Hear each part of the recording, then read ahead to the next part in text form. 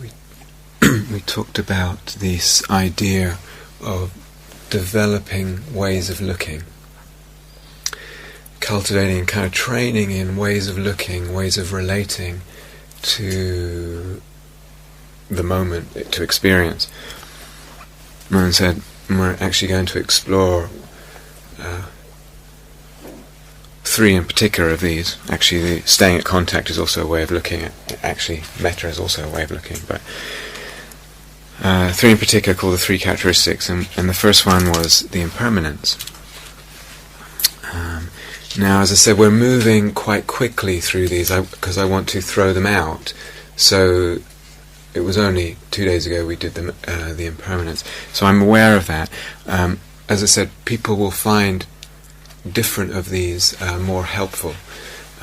So each person will find perhaps a favourite or a couple that are favourites. So just to try and see what works. You may find, for instance, that you try this second one, but actually the impermanence works better for you. And then after we've tried all three, then you know that's where you're kind of putting your eggs. So this second one, there's two ways of doing it, two main ways of doing it. And the first way is really just a whisker, a hair's breadth away from the impermanence. This second way of looking, the second characteristic of the three characteristics, is the Dukkha, D-U-K-K-H-A. And that's a very rich word in the tradition. I mean, usually it gets translated as suffering, but it's very rich. It has a lot of depth, breadth, and subtlety to it. So, for our purposes, for this particular avenue of meditation, maybe we want to translate it as unsatisfactory. And so it's a way of looking at a phenomenon, an experience, an event, and looking through the lens of knowing that this thing, this phenomenon, is unsatisfactory. What does that mean? Anything that arises, anything that is born, anything that is impermanent, any conditioned phenomenon is unsatisfactory, partly because of its very impermanence. It cannot fully satisfy me. It cannot lastingly fulfill me. I cannot be fulfilled forever, happy ever after from this experience, from this phenomenon. So because of the fleeting nature of things, because they don't last, there's a kind of, we could say, an unsatisfactoriness that goes with them. So with that, one is deliberately seeing things and kind of even labeling them lightly as unsatisfactory. It's bird sounds, beautiful, but it's unsatisfactory in the sense that it can't fill me. This feeling of whatever feeling I have in the body, whether it's pleasant or unpleasant, it's just unsatisfactory. With that, what we're really doing, again, all of these three characteristics is that they're ways of supporting letting go. That's all they are. They're just different angles of supporting letting go in the moment. So when we regard something as unsatisfactory, we're kind of unhooking in a certain way from that thing. We let go, we don't cling, and we also see I don't need to reject this thing. It's just dukkha, it's just unsatisfactory. In the Christian mystical tradition, they have two phrases, beautiful phrases. There's holy discontent. That's H-O-L-Y, not W-H-O-L-L. Holy discontent. That's this same sense of whatever the experience is, lovely, majestic, whatever it is, beautiful, mundane, boring, difficult. There's this sense of that's not it, that can't do it for me, this cannot do it for me. And there's a sense of actually that feeling of holy discontent is that sense of holy discontent is something one wants to cherish. It's a precious gift, that one is not just content with getting what one wants in the phenomenal world, hanging on to what one likes. And out of that holy discontent comes this attitude as well of holy disinterest. Holy, but the emphasis is on the holy. The emphasis is on the holy. So it's not just grumpy discontent because I'm in a bad mood. And it's not just disinterest because I'm kind of bored and, I'd rather watch TV or whatever. Holy discontent and holy disinterest. And again, they're ways of looking, ways of relating to the present moment and the passing parade, the show of what happens in the present moment in consciousness.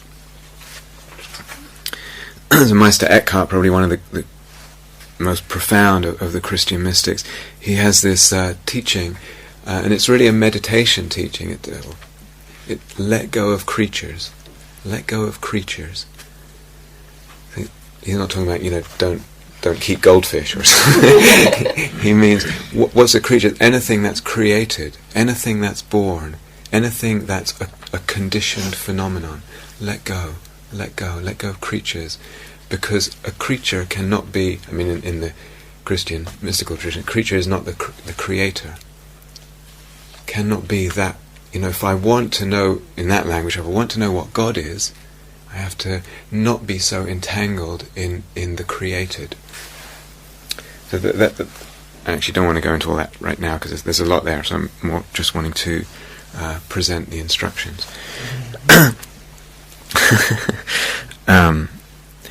So this is not, it might sound, I'm quite aware this might sound, well that sounds life-denying. It's not that at all. I would rather see it as, rather than life-denying, it's not limiting life. It's not limiting life, or being limited to life. Do you see? Yeah? So what happens? What happens if I'm not caught up in phenomena and not limited by phenomena? What happens? If I just, again, sustain this mode of relating, this mode of looking, what happens? Not to be caught up, not to be limited in that way. Just everything, just let go, let go, let go, let go. And this isn't a denial, of course, and so remember these ways of looking, they're just modes, they're just gears of our car. Another time, of course, this heartache, I need to be right with it. I need to give it attention. I need to explore where it's coming from and understand it and work, in a different way to bring the healing. So they're just modes. They're just gears. It's also, as I say, it's not a disconnection here. So it's not about boredom or just kind of mundane disinterest. That's more when aversion has crept into the practice. I'm just not interested. I'm just bored. Whenever there's boredom, there's aversion. There cannot be a feeling, an emotion of boredom without aversion there. Rejection of experience. So if one lets oneself play with this, as I said, it's just a hair's breadth away from what we've already been doing with the impermanence. But just let myself play with this letting things go because they cannot fulfill, because they're impermanent. I see that's not something cold. It doesn't lead to a coldness at all. So it's not, when I say something's unsatisfactory, it's not that I'm pushing it away or disgusted with things or repulsed by the world of phenomena. It's not that at all. It's more that there's letting go. Letting go. It's a practice of letting go. You could say a practice of releasing the grip. Fulfilling on a permanent basis. Yes.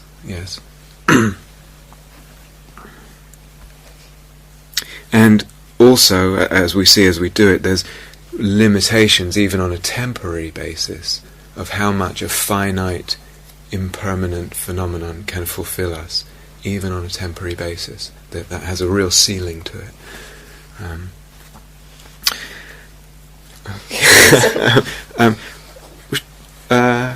Should I speak and we'll we'll see what's there later, and maybe there's something for tomorrow as well.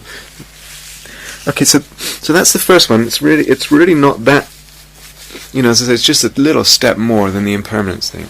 The second is more working more directly with the relationship with phenomena. Okay. Actually, the first one is, of course, as well, but I'll explain what I mean. So we've thrown out this word, both Catherine and I, at several points, vedana, vedana, and as we said, what that refers to is the felt sense with any experience, any of the sense doors, the texture of it being pleasant or unpleasant or somewhere in between, kind of what they call neutral. So that's the vedana of any experience. It's just felt as unpleasant or pleasant or neutral. What do you mean it is the texture? The texture is pleasant. The texture is pleasant, or the experience itself is felt as unpleasant or pleasant, or neutral. Yeah, does that much make sense? Yeah. Now, when there's a vedana, there's an automatic reaction with vedana, that when it's pleasant, we want to hold on to it and we want more of it. And when it's unpleasant, I want to get rid of it. I push it away, I reject it, there's aversion. And neutral can go a couple of different ways. I could just completely lose interest, decide there's not enough here for me, and push it away out of boredom, and it's a sense of lack. Or go off in some fantasy. But this is what we're interested in, the relationship with an object, or the relationship with an experience or a phenomenon. How do I know what that relationship is? How do I know? How do I tell whether it's grasping, trying to pull the thing towards me and hang on to it, or pushing away? What tells me that? Now, obviously, sometimes the mind is screaming, I've got to get out of here. It's really loud. This is terrible, etc. It's obvious what the relationship is because of the thoughts. But oftentimes, in practice, that level of reactivity quietens at times.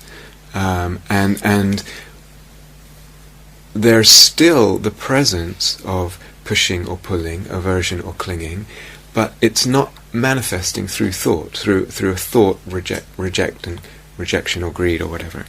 So then, how would I notice it?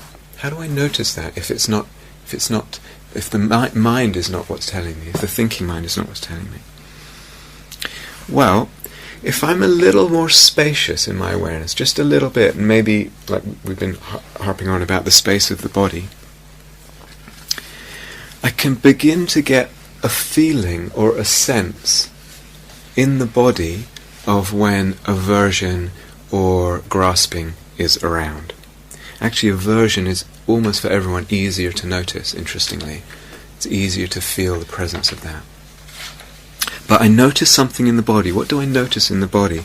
That there is some degree of contraction or tensing in the body whenever there's aversion or grasping.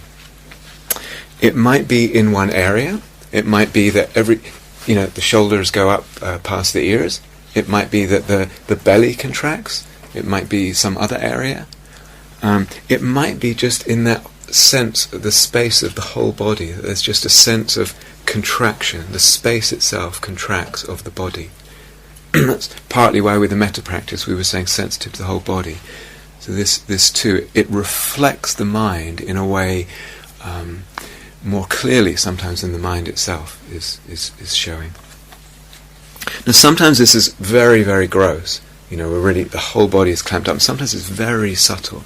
Very subtle. It's just a ripple or a slight tensing, a slight contraction, not even tensing, coming into the body sense, the space of the body.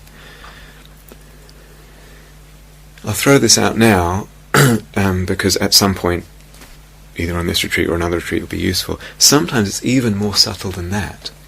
And it's not even in the body sense that it's reflected. There's just a little bit of pushing away of something, or a little bit of trying to hang on to something, push-pull, and doesn't even barely reflecting the body. The body has become so open or light or kind of disappeared. It actually reflects in the sense of the spaciousness of the awareness of the mind, of the consciousness. The sense of the awareness is quite open, the body is very light, and then that space of the awareness just contracts a little bit. It's very, very subtle. It's reflecting the presence of subtle pushing or pulling. So, what to do? What to do then? In this form, the second form of this dukkha characteristic, this way of looking, we're getting sensitive to the presence of aversion and clinging, and seeing if we can relax it. Relax it. So it's a funny thing. When there's pushing or pulling, as I said, the body tenses a little bit or contracts, and then funnily enough, if I relax the body, the clinging relaxes. It works the other way too. Is this making sense? Mm-hmm. Yeah? Good. So the practice then is kind of... Actually, I'm dividing this second one of this second characteristic into 4 possible ways of doing it. Just to show there's lots of possibilities here. So the first one is just doing it again and again.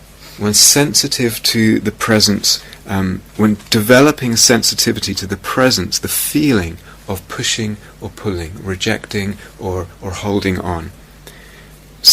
Developing the sensitivity to what that feels like, and then relaxing it. And then again, and then again. So it's really just doing that over and over and over, relaxing this push-pull. So, with that, I want to feel, and really feel in the body again, how does it feel to push or to pull? How does it feel when there's aversion and craving?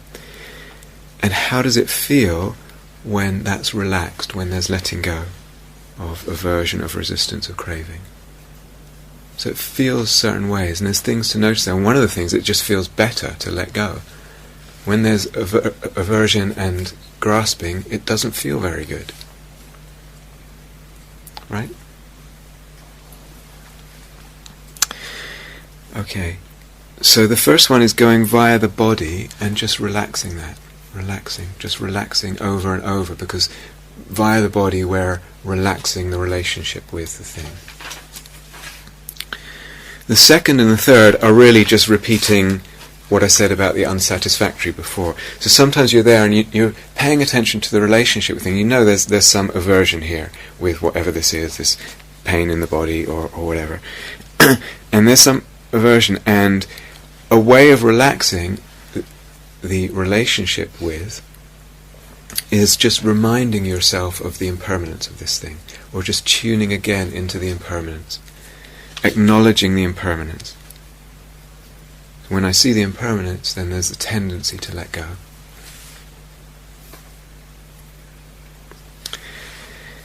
We're still working with the vedana there, but you're just looking at... You're working with the vedana, but we're prioritizing the attention to the relationship with, and not the vedana itself.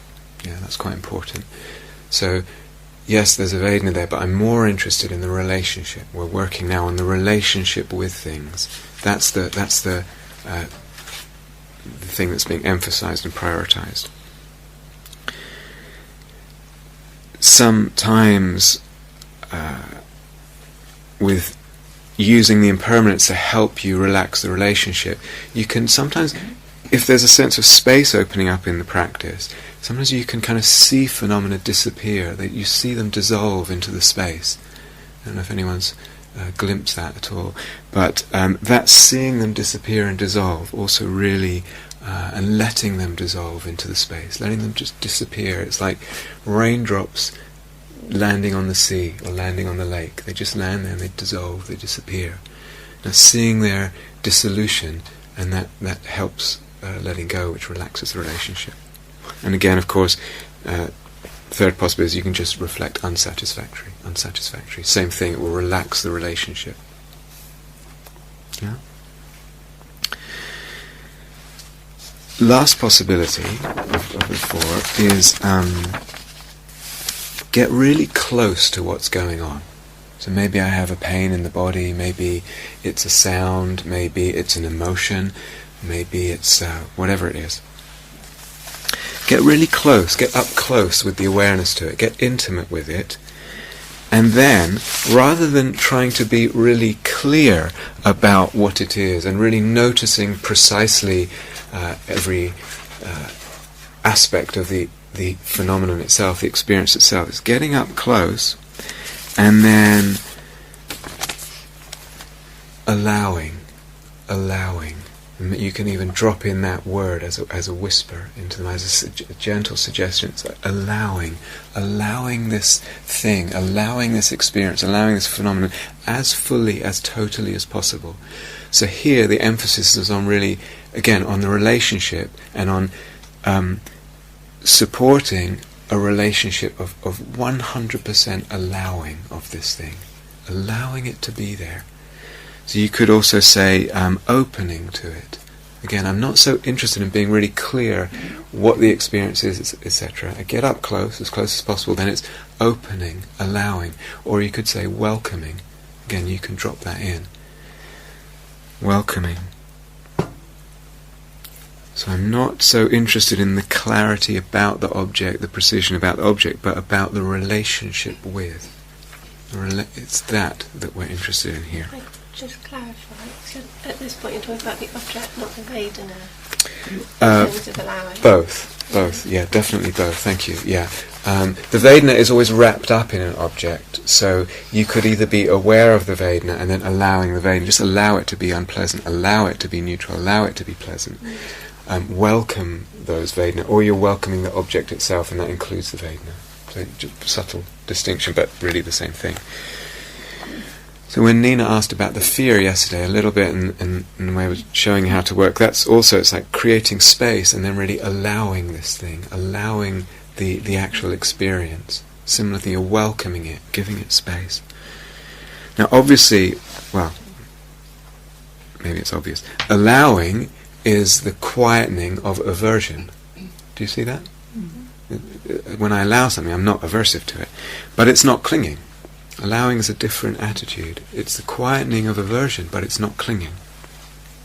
So in this mode, we're really emphasizing allowing. Very beautiful practice. Really, really beautiful. And if I do, I find what works for me in all of those possibilities, maybe different things at different times, of course, I start to see something we've touched on before, but it's so important to see it and repeat the seeing of it.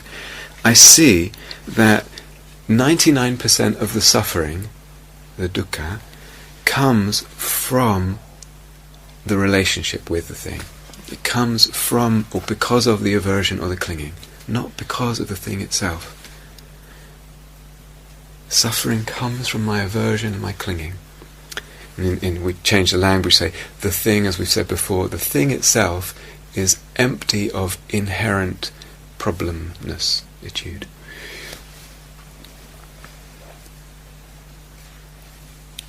And that's an insight I want to repeat over and over until it's burned into the heart that the thing by itself is not a problem unless I make it a problem through aversion and clinging.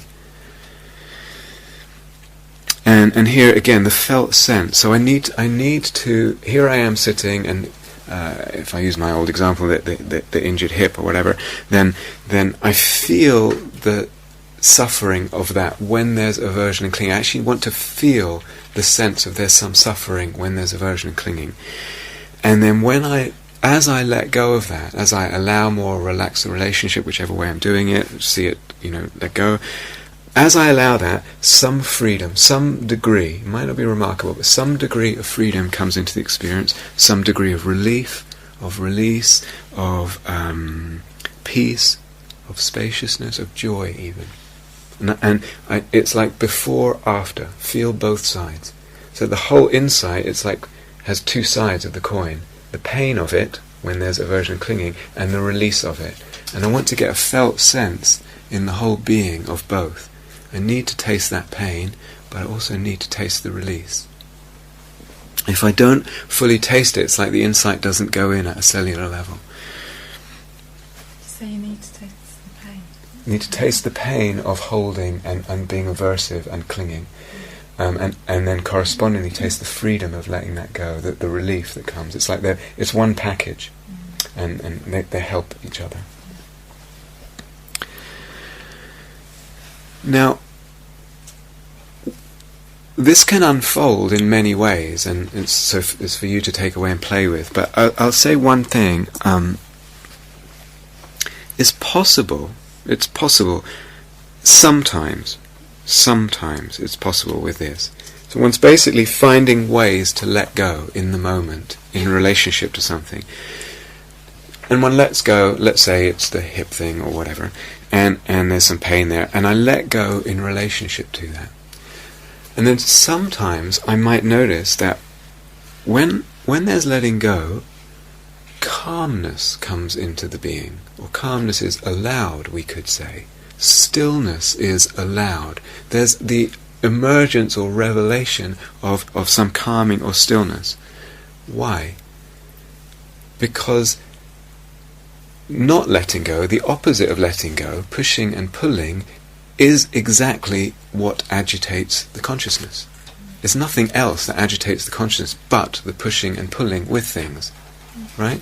So sometimes when I let go, that's what I begin to, it's like a little stillness, or a lot of stillness, some degree of stillness sometimes will come in to the body and to the consciousness, to the mind, from letting go. Now that's quite interesting. Let yourself enjoy that. Let yourself bathe in that a little bit. But sometimes also, it's possible that because of the stillness which has arisen because of the letting go, or has been allowed because of the letting go, it's possible that because of the stillness, it's like the lake is stiller and I can see more deeply, I can see more subtly, and perhaps I can see more subtle layers of clinging and pushing away. Yeah? So that, in a way, I become, because of the stillness that's been allowed from letting go, it's like what is also allowed in that is more sensitivity to pushing and pulling at a more subtle level. And then maybe I can feel that, and feel that too. There's dukkha when there's pushing and pulling. It's a more subtle dukkha now. The word suffering may not even feel at all like it's the right word at all at this level. It may just some sense of constriction, etc. And it's possible I'm sensitive to it, and then maybe I can let that go at that level. And then maybe that goes to another level, maybe it stays, maybe it's the same. But there is a possibility in a very beautiful way. At times, there's a possibility of just this thread of increasing subtlety unfolding, taking us down and down, so to speak, into layers of pushing, pulling, reactivity, clinging that exist in us, that go on all day and all night, that we're not even aware of. And what happens when I begin letting them go, when I begin releasing them? What happens? So that possibility is there. But the real practice is just releasing whatever clinging I notice, whether it's more subtle than I've just noticed, the same subtlety, or more gross than I've just noticed. The practice is basically just becoming aware of how that feels, push-pull, and releasing it over and over and over. It's a very beautiful practice. And it goes for all experience. So it's tempting to just tune into the ones that are difficult. But actually, what about if we include the more neutral experiences? And what's the subtle clinging that goes with neutrality or with pleasant? So include the whole gamut, the whole range, not just with difficult.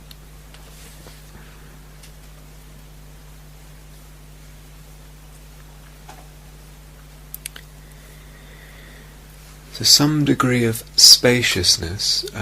It could just be this sort of bubble of the body that we were doing with metta. Some degree of spaciousness helps us to become aware of the relationship with things.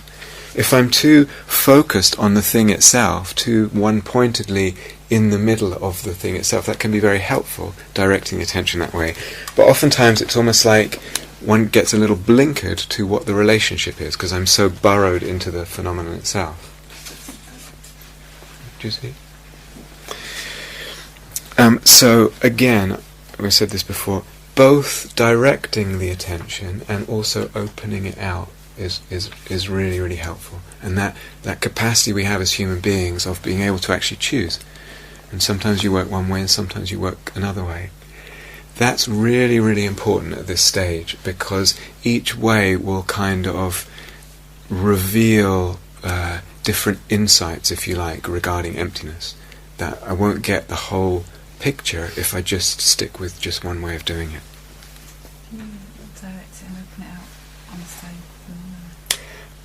the same? More like at different times. At different times you're working in a more open way. At different times you're working in a more direct way. But you might find with one phenomena that you're trying to work in a very directed way, and you can't really let go. It's not really happening. Then maybe opening it out really helps, or vice versa. So if you feel like you're stuck a bit, maybe go into a different mode. But generally, I think I'm saying just to explore both working in direct relationship with, let's say, this hip pain, and one's looking right at it and seeing if I can let go in relationship to it, or one's working in a much more open way and kind of letting everything go. This kind of letting everything be.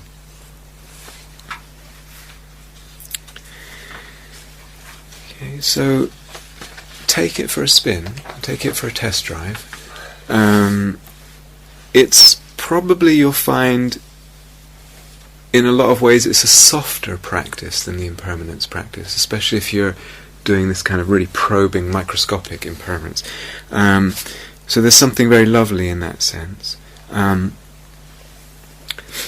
It's interesting. Juliet asked yesterday about doing, and the sense sometimes people feel very ambivalent, at the least, about doing in practice. This practice and the next one that we'll do, the anatta, they're actually less doing, but it might not seem that way at first. I think we said this in the Q&A. It's like, I'm so used to pushing and pulling and pushing and pulling and pushing and pulling and pushing and pulling, and that's the doing. When I let go of it, what I'm really doing is not doing. I'm not pushing and pulling. But because I'm so used to it, it might feel like a doing at first.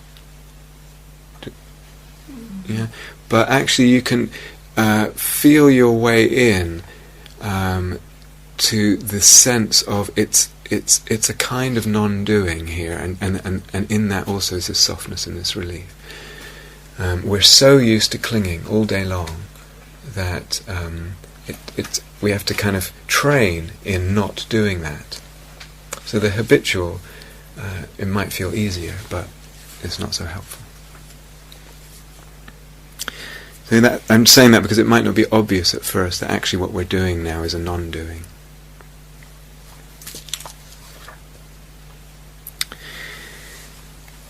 In terms of the balance, metta is still really important, really, really important. So it may be that and it might be really good actually to be doing more metta even than the insight practices in the mix. But at least 50-50. Minimum of 50% metta. Really, really helpful.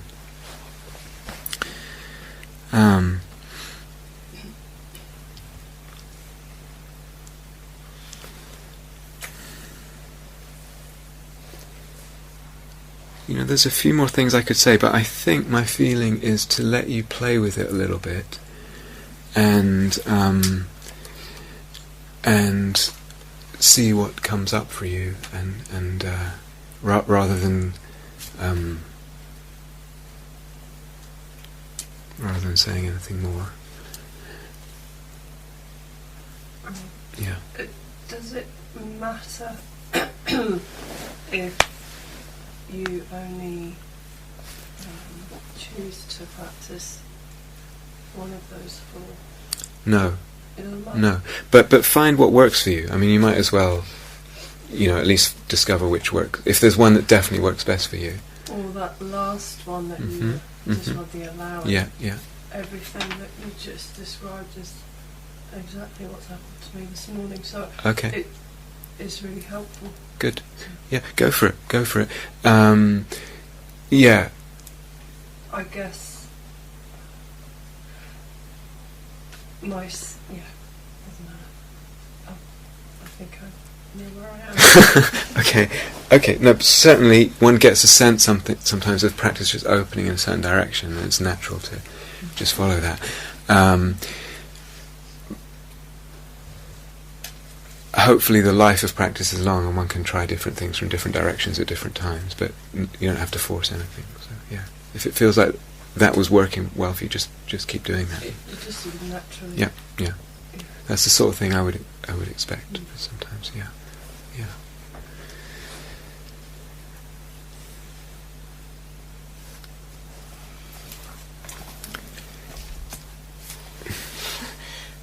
I was just thinking that it seems very similar. I mean, all the angles are quite similar in some ways. Yeah.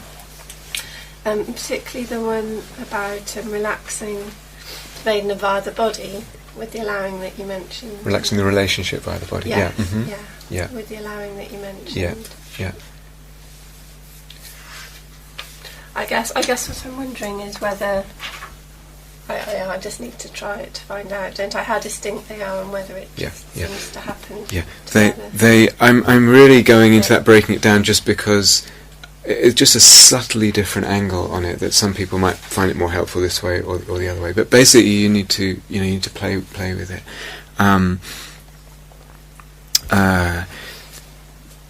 It's really all the same thing, just slightly different. So not to worry too much. No. But basically, if you can find a way of, if we sum it up, relaxing the relationship with things, quietening the push and pull in relationship to things, whatever way you do that is right. That's what we're practicing here in terms of this. Yeah. Like, that's what I've been doing with the metta practice. Feeling the metta and then just allowing it rather than holding on to it and pushing it away. Okay. There can be both responses sometimes. And that just, as you're saying, it just gets bigger and more subtle and deeper. And it's interesting. Okay. So that's. Should I go into this now? Well, we could bring it up another time, or Meeting with you today anyways. okay. I'll just But there's an important point there that probably should come out at some point. I don't know. How are you guys feeling now? Should we stop for today and just go tomorrow, or yeah? Okay. Seize the moment. Meaning which? What's that?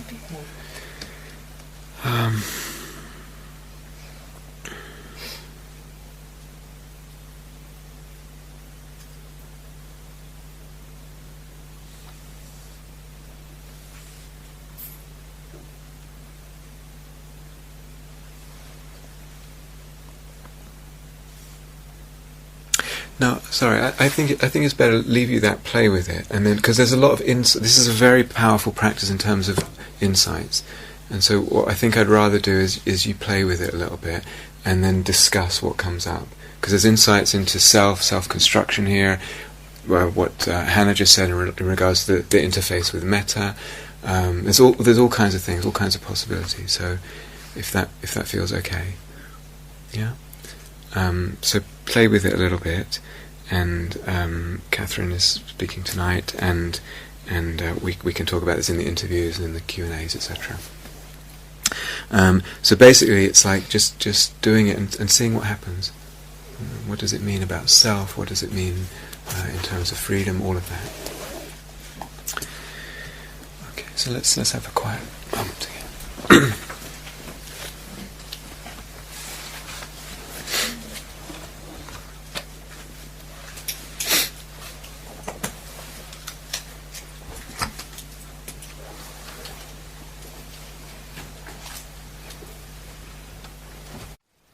Thank you for listening. To learn how you can support